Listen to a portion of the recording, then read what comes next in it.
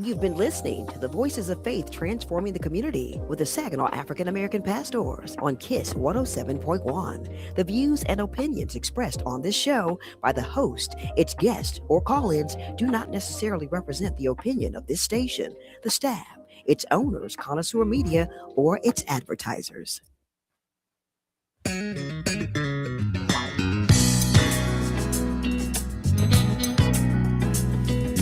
Good afternoon and welcome to Voices of Faith Transforming the Community. This program is presented by Saginaw African American Pastors, commonly known as SAP in our community. It's a coalition of pastors and Christian leaders committed to making a positive difference throughout Saginaw County. Our mission is real simple. It is to address racial, social, economic, and educational justice at every level of community with faith, strength, and boldness so that racial equity becomes the experience of every citizen in the Saginaw County. That's really what it boils down to. So our work really centers around three words. We engage, we advocate, and we collaborate. We engage community leaders in meaningful conversations. We advocate for policies and practices that promote fairness, justice, and opportunity. And we collaborate with churches, schools, businesses, nonprofit organizations, and government agencies and community partners to help build a stronger Saginaw. My name is Dr. Craig Tatum. I serve as pastor for New Life Baptist Ministries. I have the privilege of representing the Saginaw African American pastors, and so I'm grateful again for this privilege. Thank you for spending this hour with us.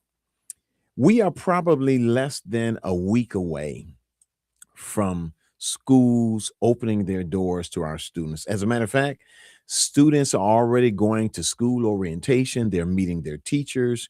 They're getting to kind of get a lay of the land if they're moved from middle school or from elementary to middle school and from middle school to high school. So all of those things are happening now. So it's an exciting time.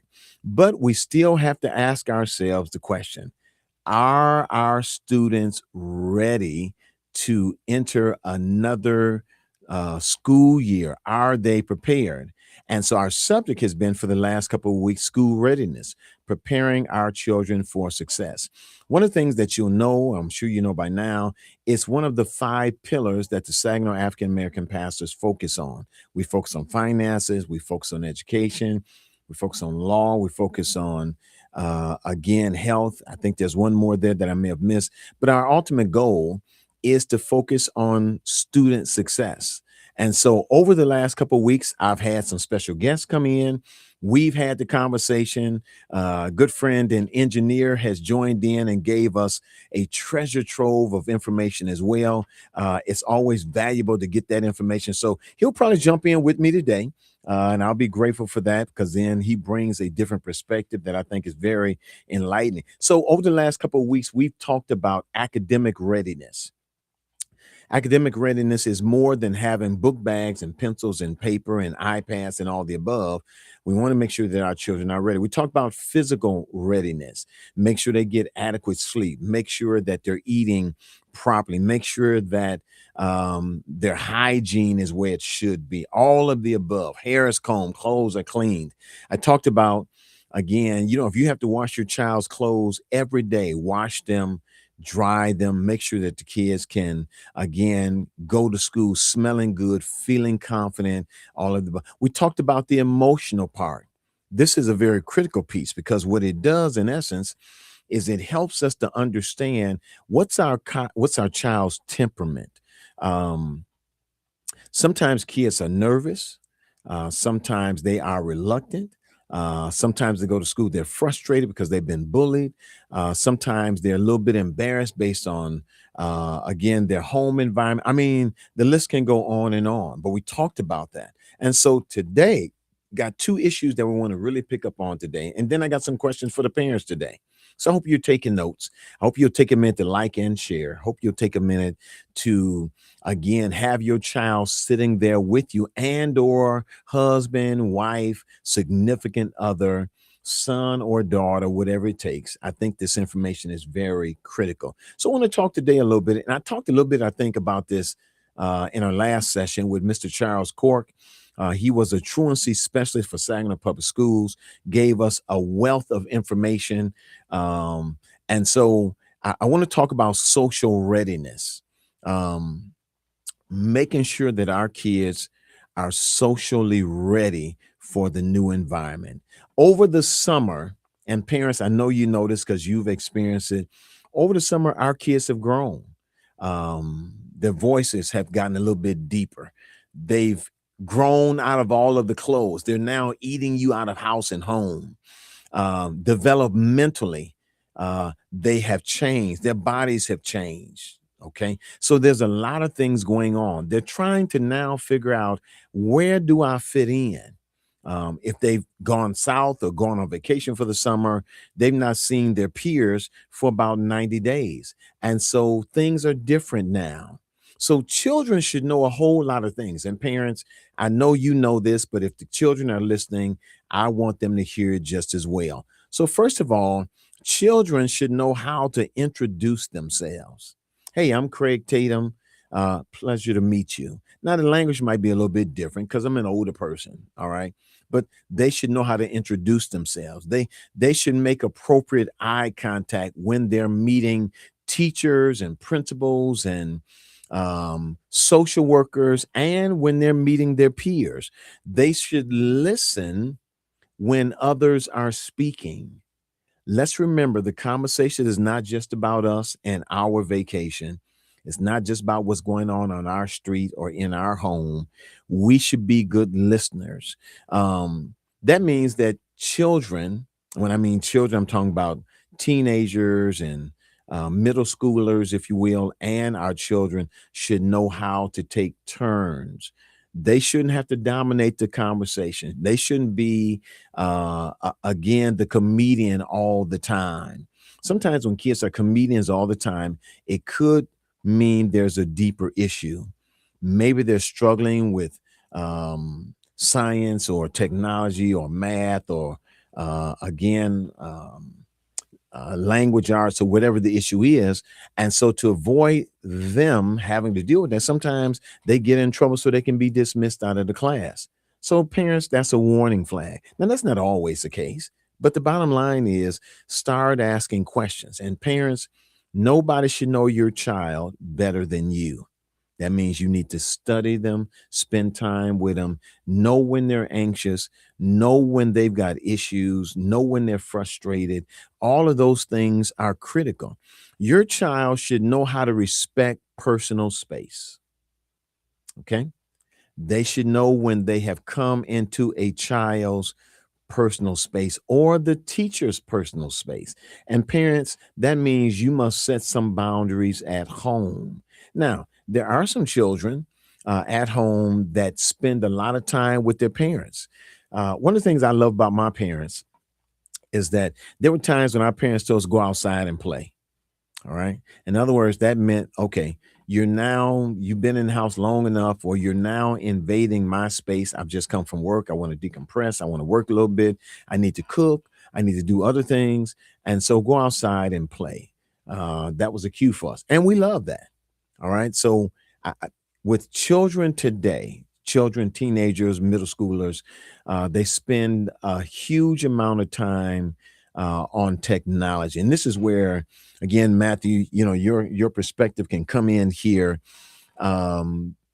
Children spend a lot of time with technology. Now, there are pros and cons both ways, but I want to get, again, our engineers' thoughts about that, pros and cons, good, bad. Give us your thoughts, since, again, you're a little bit younger than we are, but I think it's just good to have your thoughts. What do you think? So when you're asking about technology, what exactly are you asking about? Well, a lot of kids, for example, and I think that's an excellent question. A lot of kids, for example, spend a lot of time on dealing with social media, Snapchat, Twitter, Facebook. There are some other names out there I'm still learning. I realize that with a lot of our children now, that technology is the way they do their homework. Sometimes they have to download it and do research, etc. So what do you see? So, in about first and second grade was when technology was really being implemented in the classrooms. Like, I believe it was second grade when my class actually got iPads. Okay. So, like, I believe it was an iPad for every 2 students or something like that. So, growing up, personally, I wasn't able to have a phone like that until about middle school. So, Okay. it's like the only time I was really able to use technology was either at school or if I was at home playing the video game or something like that. Mm-hmm. So, I mean, in terms of the technology in today's day and age, and I mean, especially when it comes to school, I think it's really helpful. Uh-huh. At the same time, I think students take advantage of it. You use it to cheat and stuff like that. I guess you gotta pick your poison a little bit because 15 years ago when I was in kindergarten, we were still doing a lot of stuff on paper and stuff like that. Right. Then as the years grew, it slowly started to turn more towards the computers and iPads and, Mm-hmm. all of that type of Mm-hmm. regard. But at the same time, it's like I can't tell you how many times student has got caught for plagiarism and cheating and Mm. so it's like I think the technology in today's day and age, I think it's important. I think, it's necessary, especially in, technology's forever changing. It's always on Yes. the go. So it's like it's not really ever going to halt anytime soon. But at the same time, I think, like I've said before, students are starting to take advantage of it in Mm-hmm. ways that they shouldn't. And Mm-hmm. yeah. And so what parents have to do is they have to have some guardrails. And guardrails suggests and infers, yes, parents, you've got to be intricately involved with your child. All right. I'm going to talk a little bit about that later on because I think that's very critical. Don't just give your child technology and allow them to just surf and be in various platforms and sites without, again, having some guardrails. So your children must not only, again, respect personal space and understand technology, but they have to learn how to work with others. Okay. They have to learn how to work with others. They have to learn how to disagree without becoming violent. You can agree to disagree. And the evidence that you're maturing um, is that I'm entitled to my opinion. You're entitled to your opinion. You're entitled to your faith. I'm entitled to my faith. You're entitled to your beliefs. I'm entitled to my beliefs. But we have to learn how to respect. If that's how you've been brought up, it's how you've been trained. Um, I have to learn how to respect that while appreciating the differences.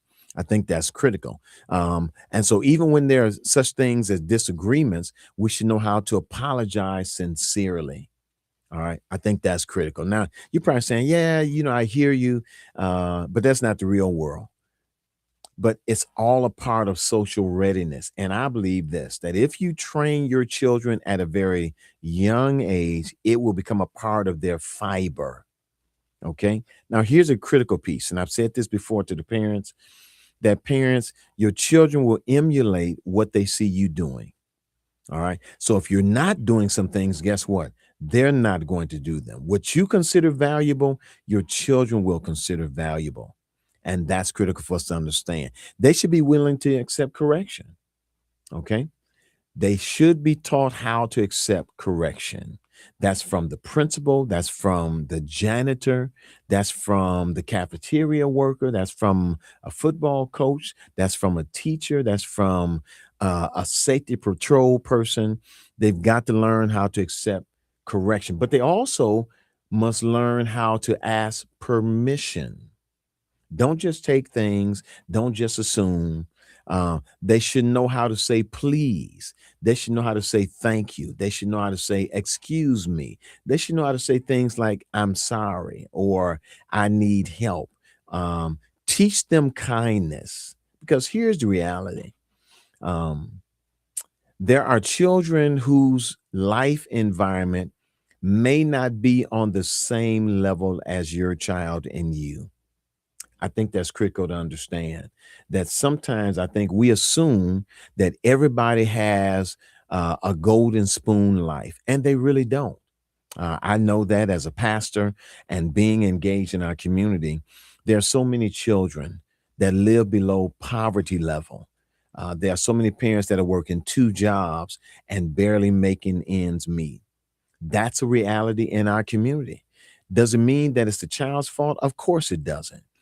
What we have to learn how to do, parents, is teach our children confidence, teach them pride, teach them to do the very best and to be okay that certain things are not evident in their lives. I'm grateful for my parents. My parents worked several jobs taking care of 7 children, and we never thought at any time that we were poor, that things were rough in our lives. We felt loved. Our parents taught us to be proud of ourselves and where we came from. Every summer we had a chance to go down south where we met our grandparents. They lived on great farms where, again, it was great to move away from the city experience and understand the country experience.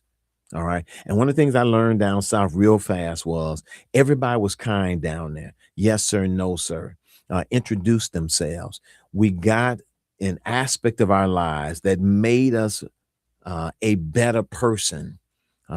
Seeing people down there, how they spoke to each other, how they valued each other. Those things were very critical. All right. So we got to teach kindness, but we also have to teach empathy. All right. When a child is struggling, that's not the time to belittle the child or make fun of them. Our job is to have a level of compassion, but also teach our children conflict resolution. I think that's very critical. Now, here's a piece, parents and children. I hope that you'll hear. Teach them respect for their teachers, bus drivers, cafeteria workers, custodians, office staff, coaches, and classmates.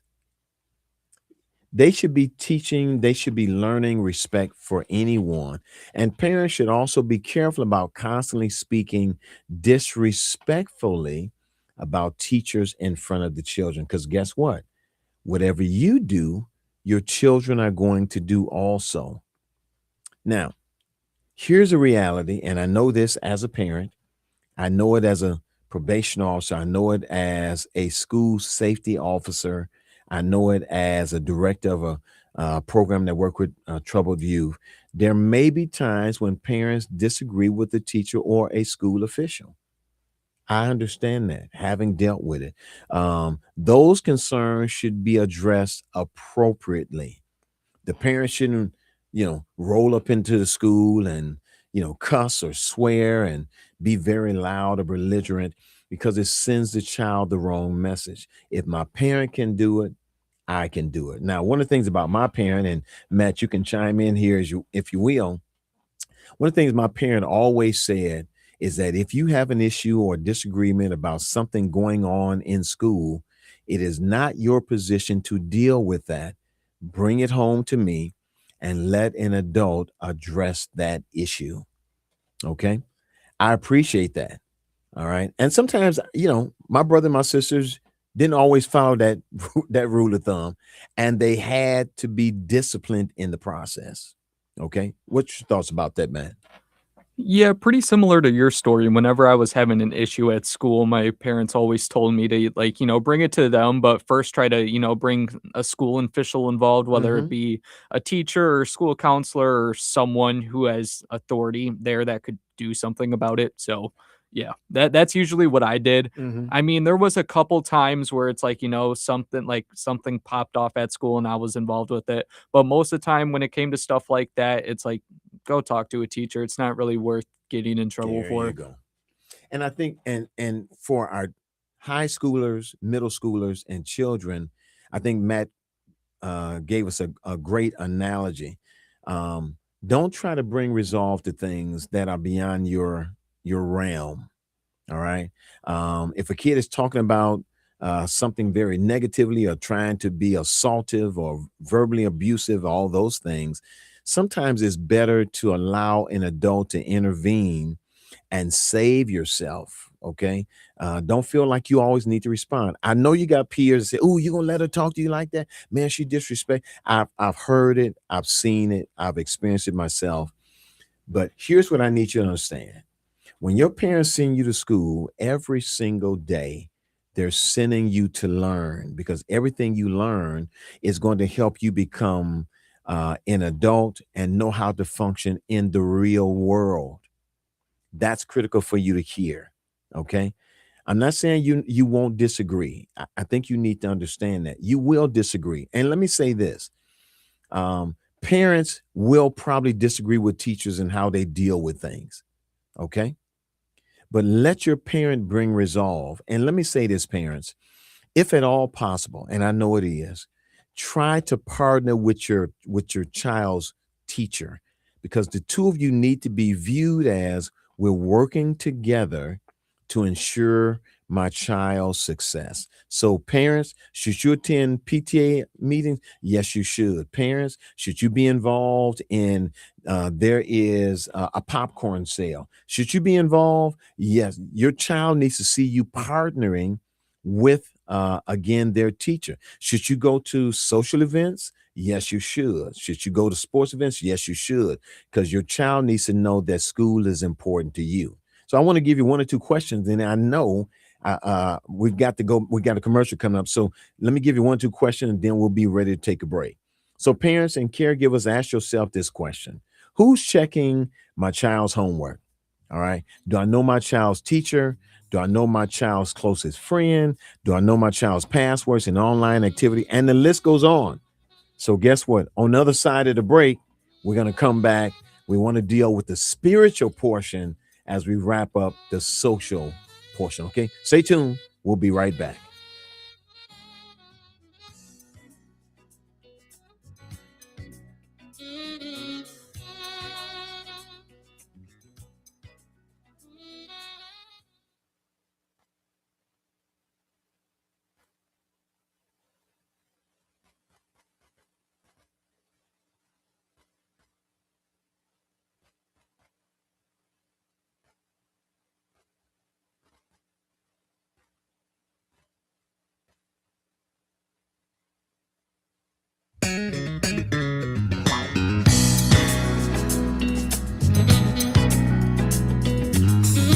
And we are back again, Saginaw African American pastors transforming the community.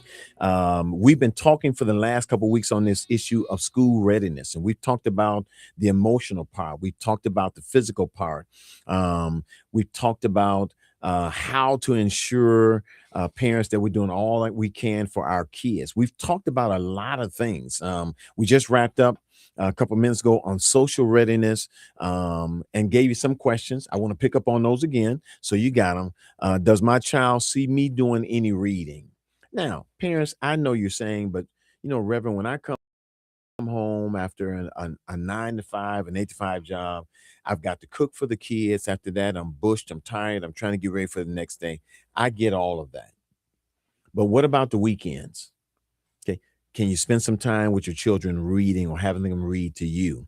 Um, do I spend time correcting my child, more time correcting my child rather than encouraging my child? These are all things, parents, I need you to be thinking about. All right. Uh, at the end of the day, do I know who's influencing my child online? Who's my child paying attention to?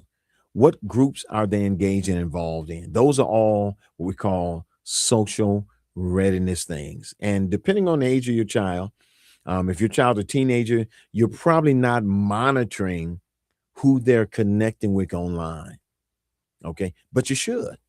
All right. Cyberbullying is tremendous in our world today. Not to mention that sometimes our kids can be either the victim of cyberbullying or they could be the instigator. Okay. Why is that critical? Because if your child is the instigator, depending on who they are bullying, that child could feel some way and feel like they need to harm your child. That's critical for us to understand. So there's so much there. So we've talked, if you will, on this academic readiness, physical readiness, emotional readiness, and social readiness. I want to take a minute to talk a little bit about what I call spiritual readiness. And I'm not going to be very specific here because there again, we've discussed the mind, we've discussed the body, we've discussed emotions and relationships. I think it's critical for us to understand or to begin to ask the question, what's our child's spiritual readiness? Now, I'm going to open it up a little bit because, again, I'm a pastor. All right. I am concerned about your spiritual well being. Our children need more than school supplies. All right. They need prayer. They need hope. They need purpose. They need faith, and they need character. They need to know that regardless of what happens in a classroom, on a playground, in a locker room, or on social media, in my opinion, that God is with them. So, yes, I'm going to put the God factor in the equation itself. So, parents should pray with their children before they leave for school. I used to do that with my children. My wife and I, we prayed with our children because we wanted them to understand that regardless of what you were going through, that God's going to be with you. So, parents, you should be uh, praying for their teachers. You should be praying for their friendships. You should be praying about decisions they have to make because kids make some really tough decisions. Okay. Um, Praying for their protection, praying that they'll have the courage to always do what's right. Pray that our kids um, have the courage to stand alone. And by that, what I mean is don't feel like you need to be a part of the in crowd. All right. Um, Here's a scripture I want to throw out there. Joshua chapter 1, verse 9. It says, Have I not commanded thee? Be strong and be of good courage. Be not afraid, neither be thou dismayed, for the Lord thy God is with thee whithersoever thou goest. So, parents, our children should be taught that faith is not limited to Sunday morning, that their faith is something they live every single day. I know that in school, a lot of kids don't go to church. I know they don't have a relationship with God or Jesus Christ.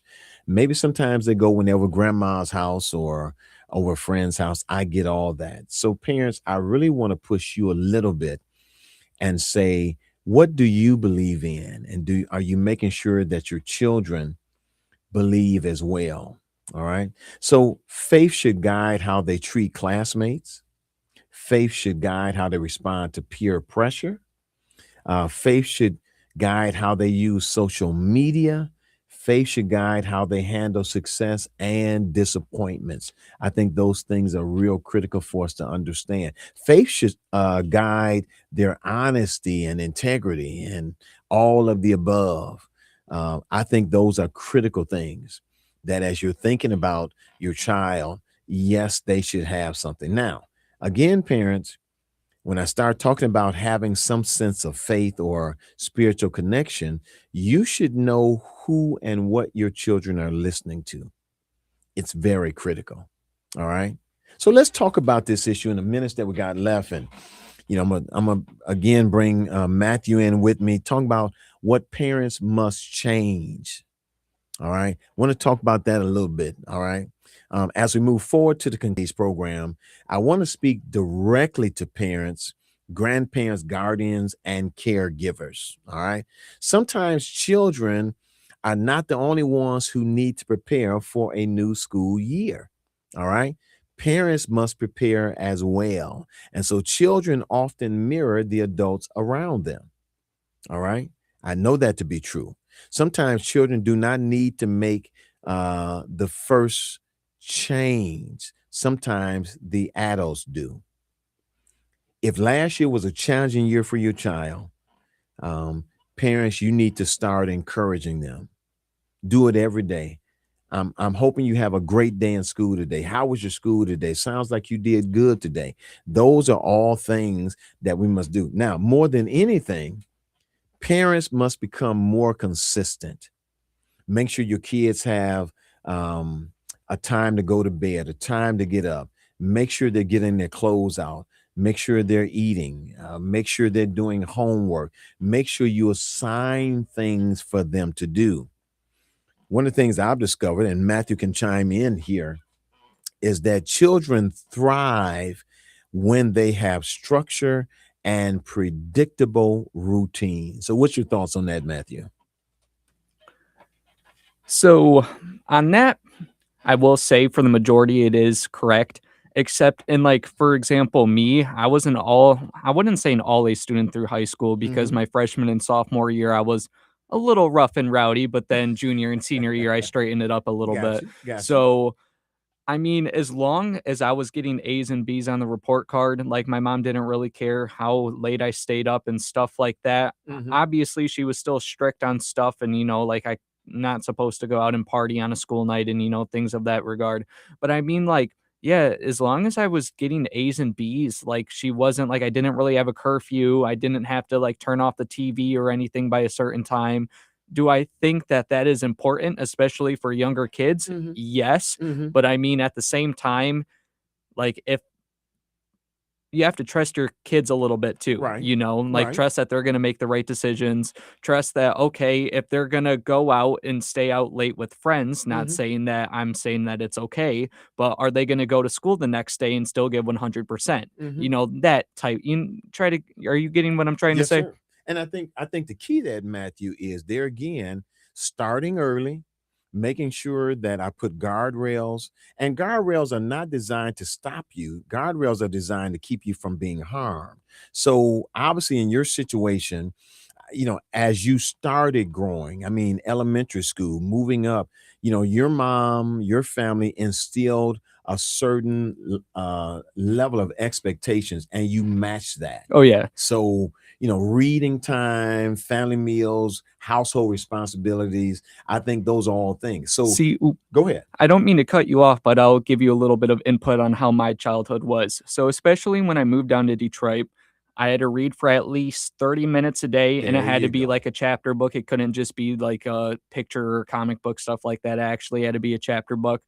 I had to have at least A's and B's, and like if I, because like, I had to have A's and B's if I wanted to go out with friends and do stuff like that. Hmm. I was only allowed like, the older I got, the more I was able to play video games, but, like, I wasn't able just to sit on the video game all day. There was, like, a time period that I could do it and stuff like that. Got you. Like I said before, I wasn't able to have, like, free range on a phone like that. I didn't get my first phone until, I believe, 8th grade. Okay. So, another thing is, as you said earlier, like, my parents were really strict. It was always, "Yes, ma'am," "No, ma'am," "Yes, sir," "No, Hmm. sir." As you were saying earlier, like, when addressing people, you never shake someone's hand while sitting down. You always stand up, you shake them with your right hand and look them in the eye and, Hmm. everything like that. Hmm. And so everything that Matthew has said just co-signs everything that we've been talking about over the past couple weeks. Again, parents, nobody knows your child better than you. And I like what Matthew said, because obviously, as Matthew demonstrated that he could be responsible, he had access to additional privileges, and they just became the norm. So reading times, household responsibilities, certain limits on television, gaming, photo, and social media. Children do not simply need freedom, they do need structure. And parents, nobody knows your child better than you. What I've discovered is that structure creates security. All right. Consistency communicates that expectations are serious. And so our parents trusted us. All right. I never will forget when I was a child. Our parents gave us a specific instruction relative to our bikes. We can ride our bike around the block as long as we want, stop over a friend's house. But one of the things they made clear was, do not cross the street. That was a guardrail. All right. And so one day, I thought I could do exactly what my parents told me not to do. And it just so happens my dad was coming around the street and coming around the block in the car and saw me across the street. So obviously I was disciplined for that. But I get it. Not watching, not being mature enough to see cars coming and going, somebody backing out. I could have been killed. I could have been hurt. And that would have brought so much tragedy and sadness to my family. I get all of that. So my parents made it crystal clear. You can ride around the block all you want, but do not cross the street. So I had to learn that. All right. Don't establish a rule on Monday, ignore it on Tuesday, enforce it angrily on Wednesday, and forget about it on Thursday. That sends the wrong message. So children need loving, responsible, reasonable, and consistent expectations. So, parents, again, let me say this to you. Parents must model what they expect. Okay. Do not demand respect while speaking disrespectfully. Do not demand honesty if your kids hear you lying on the telephone. Do not demand that children read if they never see you reading. Just real simple thing. Do not demand calm behavior while responding to every problem with shouting. Okay. Every time something happens, the kids can hear you in the other side of the house. They're woken up because you're yelling and screaming. Children often imitate before they obey. So the home is teaching even when no formal lesson is being given. I said that in day one, that the home is the first place that our kids start learning. Okay. They're trained on how to be sociable, how to obey, how to do chores, how to be responsible, how to be respectable. All of those are critical. But the other thing that I think is critical is that parents must become more present. So, what do I mean by that? You must be actively engaged in your child's life. Okay. Now, I get it that you have to work. Sometimes you work second shift, sometimes you might work first shift, sometimes you might work both of them. But there should be a time where your child sees that they're important. So does that mean taking some time off work? Yes, it does. Does it mean being involved in after school events or coming up to PTA, or your child is going to be in the school play? Those are times where your child needs to be involved. Matthew, you got something you want to throw in with that? No, keep going. All right. So our children do not need perfect parents, they need present parents. Okay. And that does mean, I'll be the first one to tell you, as a parent, I didn't understand a lot of the things that our kids are learning now. But presence means that you must be a parent who listens. You must be a parent who encourages. You must be a parent who attends conferences if you can. If you can't go, what about calling your mom or calling your dad or calling your brother or sister and letting your child know, hey, Aunt Linda's going to be up there today to hear what's going on in school? That tells your child you care. Okay. And then when Aunt Linda comes back and shares information, share it with your child, because it lets them know that I'm concerned, or that, hey, I want to praise you for doing a good job. So again, attending games, concerts, school programs when possible. Now, if your child's in a band, that means they should be practicing. Okay. So make sure they bring home the cornet or the flute, or whatever else it is. And yes, it's going to be a bit of an inconvenience, but they've got to practice. All right. That's critical. Parents who apologize when they're wrong. Okay. Be willing to do that. Parents who pray, parents who show up, parents who know what's going on. Now, parents, I know you know this. With most schools today, if you want to find out what your child is doing in school, you can go online. All right. I'm sure they give them that. And Matt, help me with this here.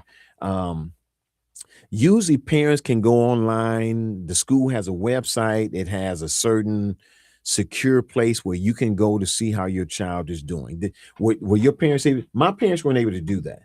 Yeah, so I'm not exactly sure how it works. There was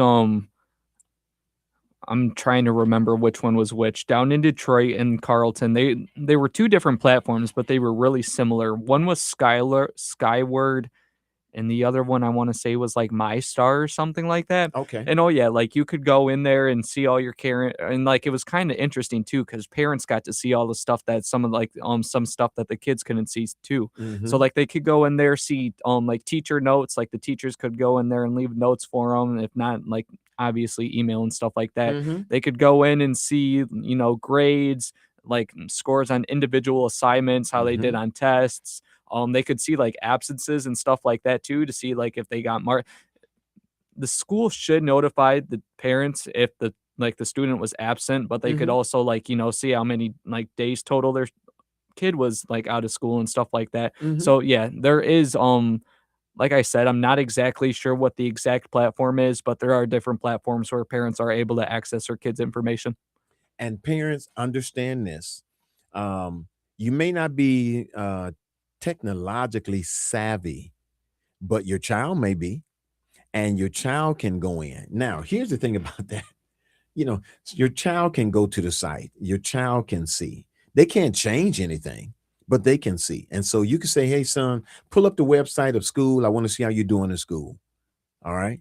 Oh yeah, I remember my grandma actually. It was like anytime I wanted to play video games or something, she'd be like, "Oh, you better go pull up your grades," because like my grandparents aren't that like tech Technologically savvy, savvy. yeah. Right, right. And so it's like anytime when it came to grades and stuff like that, I'd always have to log in, and then they'd see all my scores and like Uh-huh. determine if I was able to do what I wanted to do, or if I had to go study and work on homework more and stuff like that. Mhm. So So that I think that's critical. And parents, there again, you're teaching your kids to be responsible and accountable. So check their grades, respond to phone calls and emails. All right. If the teacher's calling, they're calling because maybe there is a school event coming, maybe something happened with your child. So please don't ignore that. And here's another thing.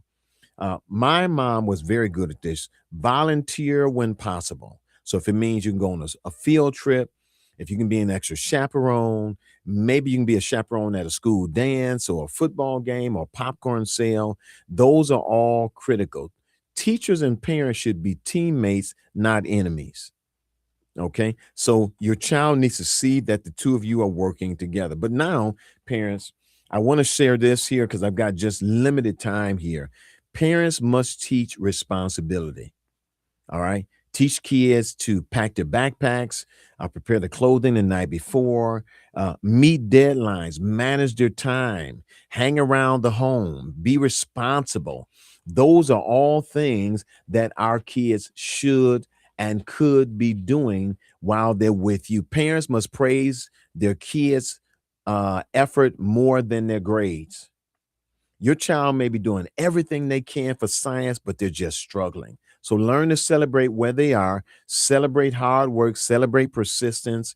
If your child is the student of the month or the student of the day, make sure you let them know that you're proud of them. Okay. Don't just celebrate A's.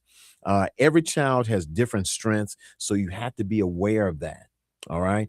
And understand this, grandparents, if you can be engaged and involved, I want to encourage you to do that just as well. All right. You can be involved as well. If you can check on the child, I think that's critical. All right. So, hey, again, I hope that this information has helped you. I will be back again, I think, next week. I've got a couple more challenges I want to issue. Until we meet again, God bless you. Hey, if you'd like a copy of this broadcast or the information that I'm sharing, I do have it. You can reach me, Dr. Craig Tatum. Dr. Craig Tatum at New Life Baptist Ministries. Simply call, say, hey, can you give me that information? Can you email it to me? Can you send it to me? I'll be more than happy to help you. Now, I will say this. Now, all the treasure trove and things that Matthew's giving you, you're going to have to probably reach out to Matthew for that or listen to the broadcast again. But we hope that you've been helped. God bless you. That is our prayer.